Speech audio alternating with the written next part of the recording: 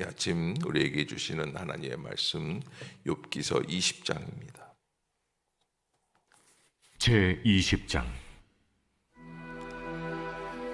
나아마 사람 소발이 대답하여 이르되, 그러므로 내 초조한 마음이 나로 하여금 대답하게 하나니 이는 내 중심이 조급함이니라.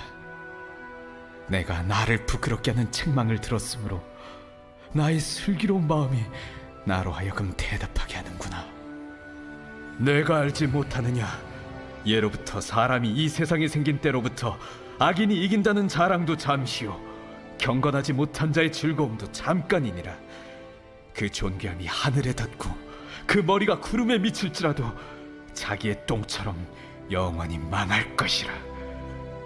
그를 본 자가 이르기를 그가 어디 있느냐 하리라. 그는 꿈같이 지나가니 다시 찾을 수 없을 것이요 밤에 보이는 환상처럼 사라지리라. 그를 본 눈이 다시 그를 보지 못할 것이요 그의 처소도 다시 그를 보지 못할 것이며 그의 아들들은 가난한 자에게 은혜를 구하겠고 그도 얻은 재물을 자기 손으로 토로 줄 것이며 그의 기골이 청년같이 강장하나 그 기세가 그와 함께 흙에 누우리라. 그는 비록 악을 달게 여겨 혀 밑에 감추며 아껴서 버리지 아니하고 입천장에 물고 있을지라도 그의 음식이 창자 속에서 변하며 뱃속에서 독사의 쓸개가 되느니라. 그가 재물을 삼켰을지라도 토할 것은 하나님이 그의 배에서 도로 나오게 하심이니 그는 독사의 독을 빨며 뱀의 혀에 죽을 것이라. 그는 강 곧 꿀과 엉긴 젖이 흐르는 강을 보지 못할 것이요 수고하여 얻은 것을 삼키지 못하고 돌려주며 매매하여 얻은 재물로 즐거움을 삼지 못하리니 이는 그가 가난한 자를 학대하고 버렸으며 자기가 세우지 않은 집을 빼앗음이니라. 그는 마음의 평안을 알지 못하니 그가 기뻐하는 것을 하나도 보존하지 못하겠고 남기는 것이 없이 모두 먹으니 그런즉 그 행복이 오래가지 못할 것이라. 풍족할 때에도 괴로움이 이르리니 모든 재난을 주는 자의 손이 그에게 임하리라. 그가 배를 불리려 할 때에 하나님이 맹렬한 진노를 내리시리니 음식을 먹을 때에 그의 위에 비같이 쏟으시리라. 그가 철병기를 피할 때는 놋화살을 쏘아 꿰뚫을 것이요 몸에서 그의 화살을 빼낸즉 번쩍번쩍하는 촉이 그의 쓸개에서 나오고 큰 두려움이 그에게 닥치느니라. 큰 어둠이 그를 위하여 예비되어 있고 사람이 피우지 않은 불이 그를 멸하며 그 장막에 남은 것을 해치리라. 하늘이 그의 죄악을 드러낼 것이요 땅이 그를 대항하여 일어날 것인즉 그의 가산이 떠나가며 하나님의 진노의 날에 끌려가리라. 이는 악인이 하나님께 받을 분깃이요 하나님이 그에게 정하신 기업이니라. 아멘. 자, 오늘 욥기 20장 이제 두 번째 이렇게 친구들과의 교전이죠. 지금 이제 이거는 위로나 격려가 아니라 전쟁이 되었어요. 그래서 두 번째 친구들이 대답하는 과정에서 마지막 번째 소발이 대답을 하게 됩니다. 이렇게 이제 두 번, 그러니까 지금 모두 몇 사람입니까? 엘리바스, 빌닷, 그리고 소발, 그리고 욥, 이렇게 네 사람이 두 번째 얘기하니까 모두 몇 번씩 얘기한 겁니까? 거의 뭐 다 합하면은 한 8번 정도 얘기를 한 거예요. 한 사람이 대답하면 한 사람이 또 대답하고 한 사람이 또 한 사람이 대답하고 이렇게 서로 왔다 갔다 하면서 이렇게 말을 하게 되는 건데 이렇게 대화가 길어지는데 중요한 것은 욥은 점점 하나님의 진리로 가까이 가고 있다는 것을 느끼게 돼요. 그래서 하나님이 정해 주신 의인이냐 아니냐라는 것을 선택해서 한번 우리가 구별할 때에는 의인은 어려움 속에서도 앞으로 나아간다라는 거예요. 어려움 속에서도 발전하는 거예요. 어려움 속에서도 회복이 있어요. 아직 다 이루어진 것은 아니에요.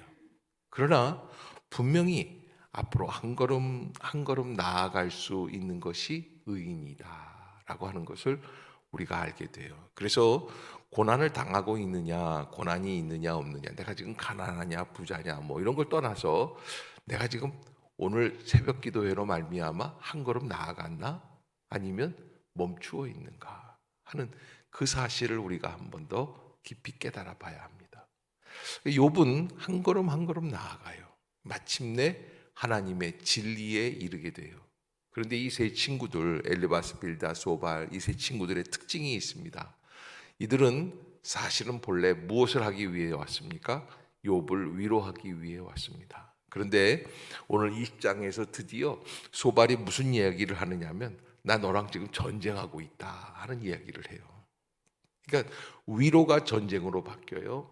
우리가 하나님 앞에서 조심해야지 될 게 교회의 믿음을 얻기 위해 왔다가 전쟁하는 사람들이 있어요.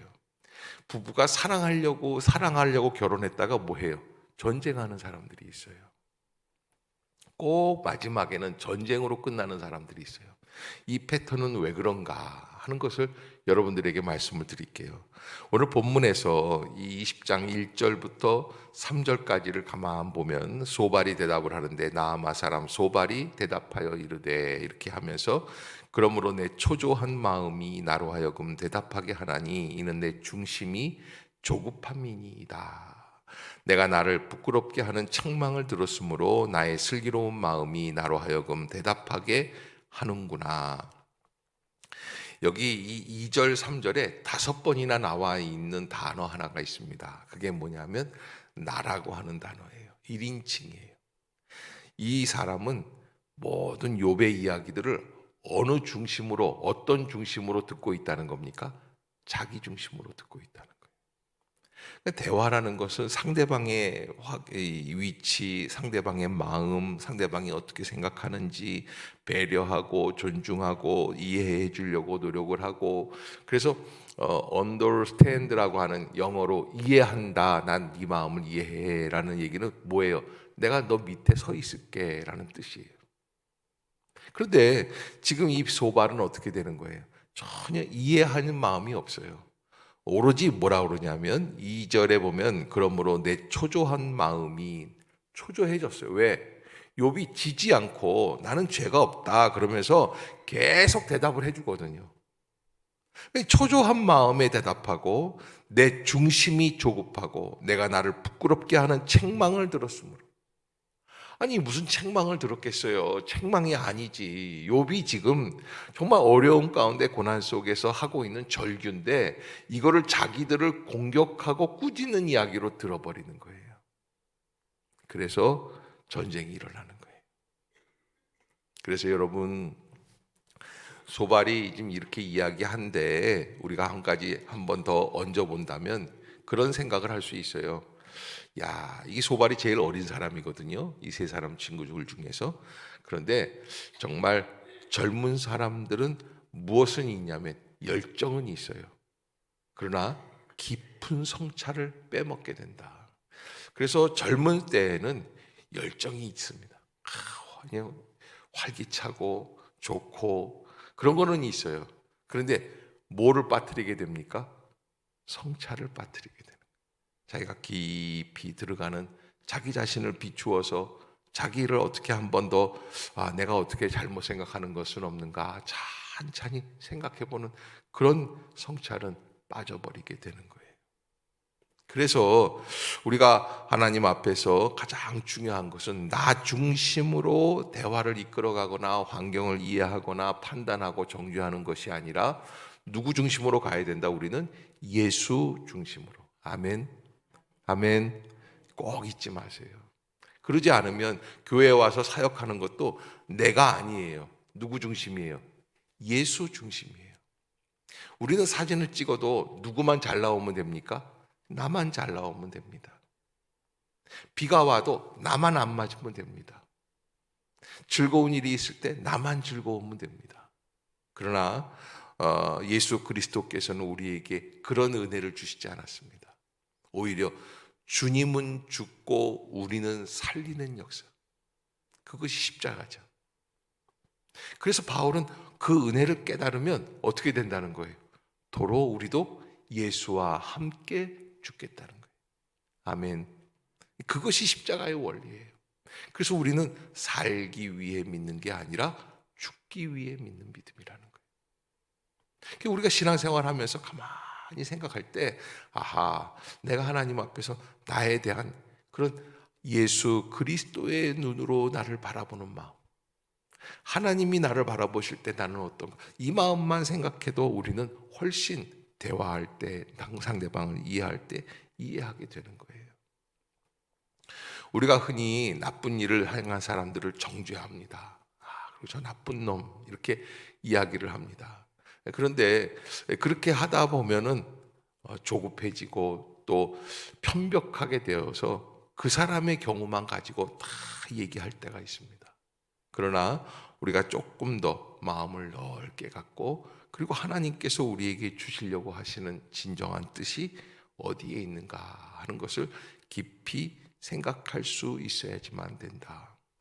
그래서 소발의 오늘 이 20장에서의 이야기는 보편적으로 생각할 때에 그의 객관적인 내용들은 다 맞는데, 이 얘기를 어디에다가 적용하는 겁니까?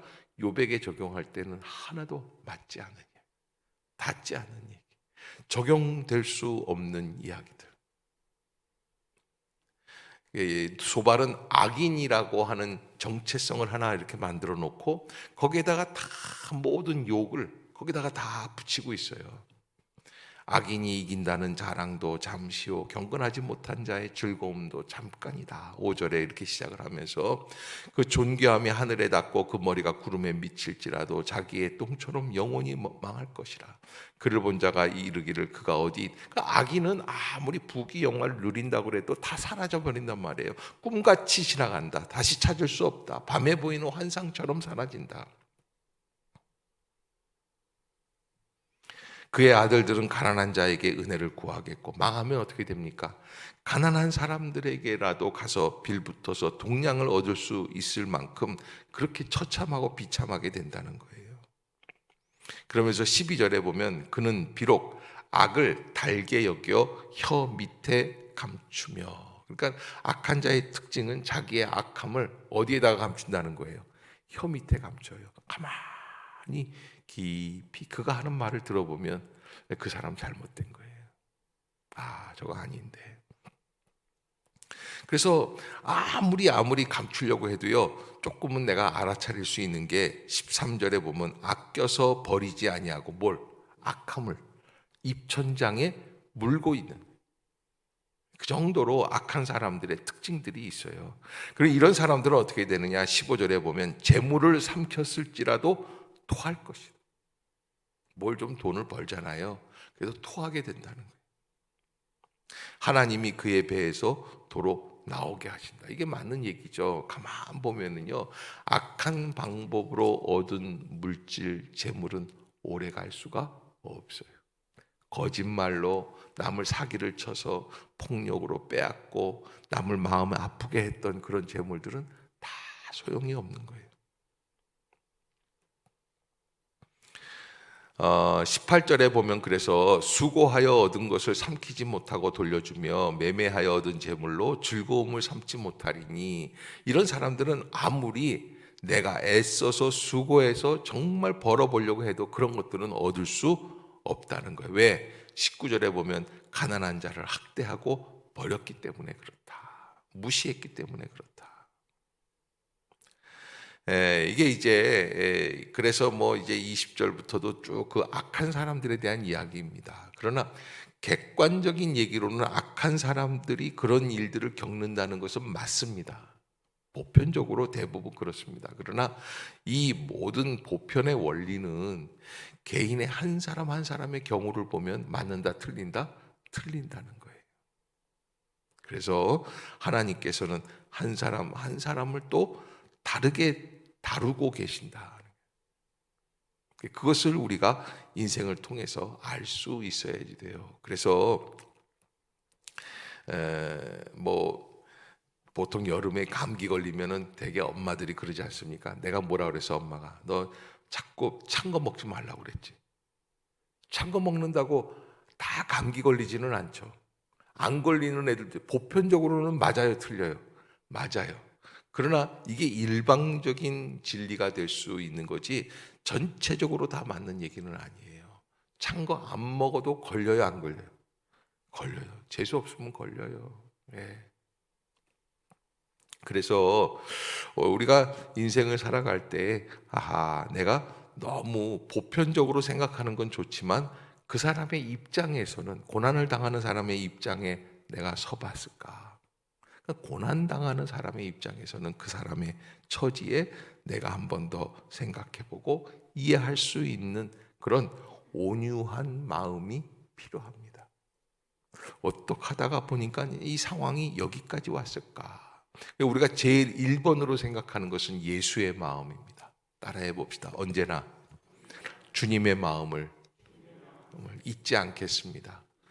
주님이시라면 저 사람을 어떻게 할까? 여러분, 한 번은 예수님께서 제자들을 가르치고 있을 때 아침부터 말이죠, 이 율법사들하고 서기관들하고 이런 사람들이요, 간음하다가 현장에서 잡힌 여자.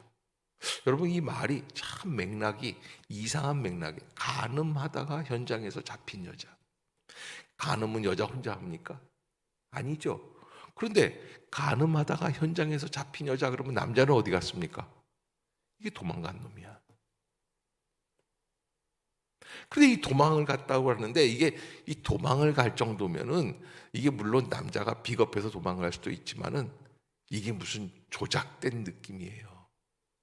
그래서 네가 저 여자랑 간음을 하면 우리가 현장에서 덮칠게. 이게 그 여자가 끌려왔어요. 그러면 간음하다가 현장에서 잡힌 여자는 돌로 쳐 죽이는 것이 그 당시의 예법이에요. 죽여야지 돼요. 그런데 예수님 앞에 데려가서 이제 이 여인은 죽는구나 생각을 하고 있는데, 그런데 예수님은 어떤 말씀을 하세요? 뜻밖의 말씀을 하세요. 그래서 여러분, 항상 죄 있는 자는 주님 앞에 나올 필요가 있는 게, 주님 앞에 서면요, 주님은 무슨 말씀을 하신다고요? 뜻밖의 말씀. 법원을 가면 무슨 말을 해요? 당연한 얘기를 해요. 근데 교회는요, 당연한 얘기를 들으려고 하는 게 아니에요. 주님이 준비해 주시는 뜻밖의 이야기.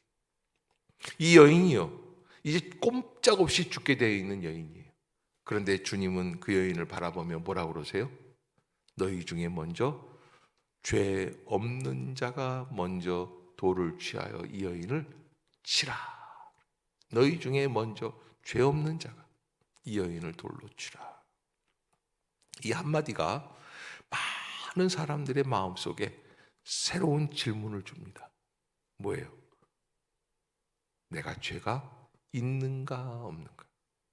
그 여인을 돌로 쳐 죽이기 전에 이 여인이 죄가 있다라고 하는 객관적 사실에 우리가 몰입해서 그 여자를 막 돌로 쳐 죽이기 전에 생각해야 될 게 있다는 거예요. 뭐예요? 나는 죄가 있느냐?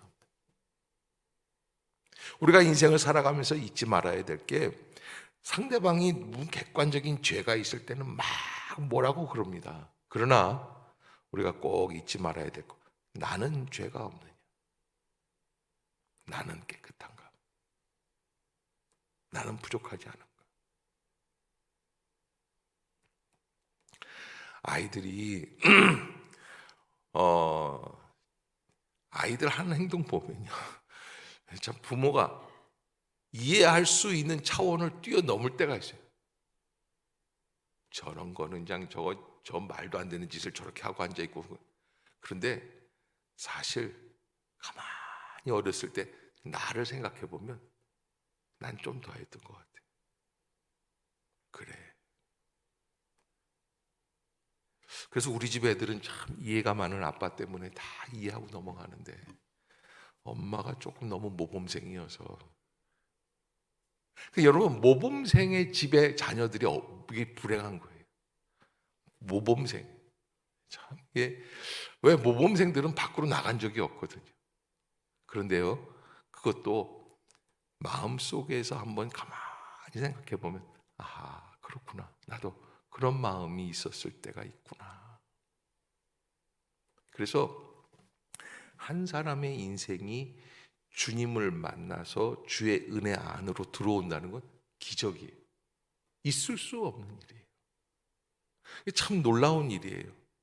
어떻게 주님 안으로 내가 들어와 있을까? 내가 어떻게 이렇게 새벽 기도를 하는 사람이 되었을까? 예, 주님의 온전하신 은혜의 섭리. 여러분, 만약에 내가 못나게 굴고 내가 막 나쁘게 굴고 그럴 때 주님께서 그냥 몽둥이로 쳐 죽이시면 어떻게 됩니까? 끝나는 겁니다. 그러나 주님이 아니다. 너희 중에 죄 없는 자가 먼저 돌을 들어 이 여인을 치라고 말씀해 주시는 주님의 자비하심, 기다리심.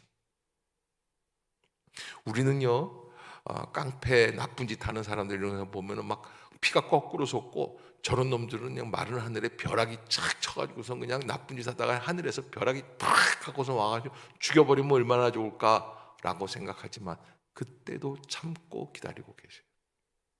그것이 주의 은혜예요. 그래서 우리가 주님 앞에서 주님이시라면 어떻게 생각할까라고 하는 이 생각을 다시 되짚어 보아야만 합니다. 지금 욥과 그 세 친구들은 자기들의 자존심, 얄팍한 그 자존심, 자기들의 고집, 자기들의 판단, 자기들의 생각에 지금 진정한 진리를 놓치고 있습니다. 혹시 오늘 살아가는 여러분들도 혹시 하나님의 은혜가 아닌 나의 자존심, 나의 생각, 나의 판단으로 진리를 놓치는 사람들은 없는지, 그리고 상대방을 조금 생각할 때는 너그럽게 그럴 수도 있겠구나. 아멘. 네, 그런 건 좀 아멘이 좀 작은 것 같아요. 따라해 봅시다. 그럴 수도 있겠구나. 그러나 나는 그렇게 하면 돼요, 안 돼요? 안 하려고 노력을 해야지 돼요. 그러나 그럴 수도 있겠구나. 그리고 지나가는 거예요. 우리가 인생을 살아가면서 어떻게 살아가야 할까? 어떻게 생각하고 판단하고 정죄할까? 지금 어느 정당을 편들어야 되느냐, 어느 정치의 이데올로기를 붙잡고 가야 돼, 이런 얘기가 아닙니다.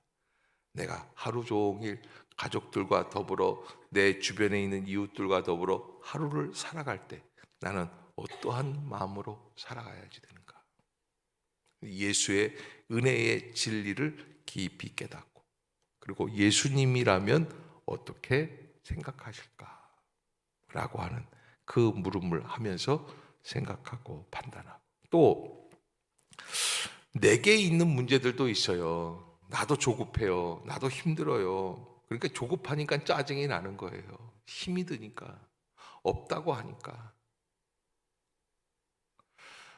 저희 어머님이 하시는 얘기가 있었습니다. 오래전 얘기입니다. 친척네 집에 갔는데 너무 끼니가 없고 힘이 들고, 뭐 옛날에는 꽤 가난한 사람들이, 저희 집도 가난했었으니까요. 그런데 그 집 이제 조카들이 걱정이 되셔서 보름인데, 보름에 얘네들은 뭐 오곡밥도 못 먹고 나물밥도 못 먹고 땅콩 이런 것도 못 먹겠구나. 그래서 그 고모가 되셔서 마음에 안 됐다 싶어서 땅콩이랑 뭐 호두랑 몇 가지를 사가지고서는 가셨대요. 근데 갔는데 이미 땅콩이 이만큼 있어가지고 잘 드시고 계시더래요. 그래서 한편으로는 반갑고 한편으로는 좀 섭섭하고, 근데 갖고 왔는데, 근데 엄마가 사갖고 간 것보다 비교도 안 될 만큼 이만큼 싸놓고 먹는 거예요. 그래서 언니, 아니 이게 웬거요? 그랬더니 그 언니가 하시는 말씀이, 돌아가셨는데 숙모가 그러시는 거예요. 아유, 보름이고 그래가지고 애들 먹일 게 없어서, 그래서 어떻게 해서 이걸 잠깐만 했냐니까. 아유, 그냥 그 저 아버지 아끼시던 노쇠수대야가 있어. 노쇠수대. 옛날엔 노쇠수대야도 있어. 노수로 세수대야를 만들었다니. 넓어요. 크고. 근데 이게 노시 꽤 그래도 돈이 나가요. 그걸 홀라당 팔아가지고 딴 거. 그래서 우리 집에서는 유명한 얘기, 노쇠수대야 팔아서 땅콩 사 먹는 얘기. 그러니까 그냥 우리 어머니 또 성품이 좀 불같은 부분이 있으셔가지고서는 그냥 이게 지금 말이지 망한 집에서 할 일이야 봐야. 화가 나. 그래서 그냥 주려고 사갔던 땅콩 다 팽개치고 그리고서는 돌아오셨다. 근데 우리 어머님 그때 그러시는 게, 아이, 내가 왜 그때 왜 그렇게 흥분을 해서 그랬는지 몰라. 나도 그럴 때가 있는데. 그래서 여러분, 조금만 더 우리가 예수님이시라면 어떻게 하면 좋겠습니까? 라는 질문을, 아멘, 그리고 살아가는 거예요. 주님이시라면 어떻게 하시겠습니까? 그것을 잊지 말고 믿음으로 감당해 나갈 수 있는 그런 복된 성도들이 되시기를 주의 이름으로 부탁합니다. 기도하겠습니다. 사랑의 하나님, 욥과 그의 세 친구들 엘리바스, 빌닷, 소발, 그들의 대화를 바라볼 때 인간의 부족함, 연약함, 또 강팍함을 느끼게 됩니다. 우리도 그들과 동일한 완악한 마음을 가진 인간임을 깨닫습니다. 주님, 우리의 언어, 우리의 생각, 우리의 태도 불쌍히 여겨주시고 합당한 길로 나아가게 하여 주시며, 예수님이시라면 어찌하면 좋을까 질문하고 한 번 더 깨닫고 살아가는, 성찰하는 그런 심령들이 되게 하여 주옵소서.